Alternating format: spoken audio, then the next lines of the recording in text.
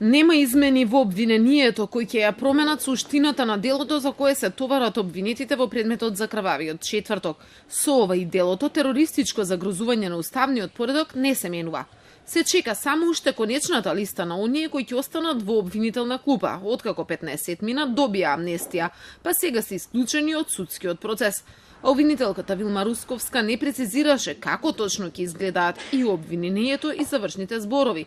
Извори на Телма пак велат дека секаде каде што ќе се споменуваат имињата на амнестираните, бидејќи нивните дејства се поврзани со оние на неамнестираните, ќе се прецизира дека тие се амнестирани.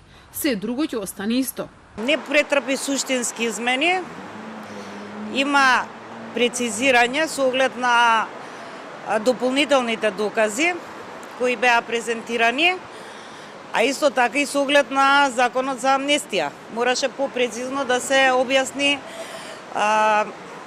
кој од обвинетите што направил. А тоа ќе биде во завршни зборови. Од кривичниот суд за Телма велат дека само решението за еден од 13 теми на кои ги добија негативните решенија не е конечно. Тоа е за Абдулфета Алими кој побарал да има јавна седница. Апелациониот суд не успеа да ја одржи во петокот, па ја закажа за денеска.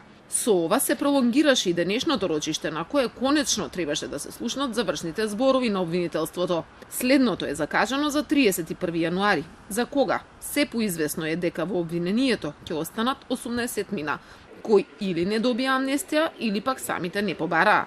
Вкупно првично беа обвинети 33, но со законот за амнестија без пресуда од затвор Куртулија, пратениците, дел од организаторите од Заедничка Македонија, дел од маскираните и вработените во кабинетот на тогашниот претседавач Трајко Белјановски.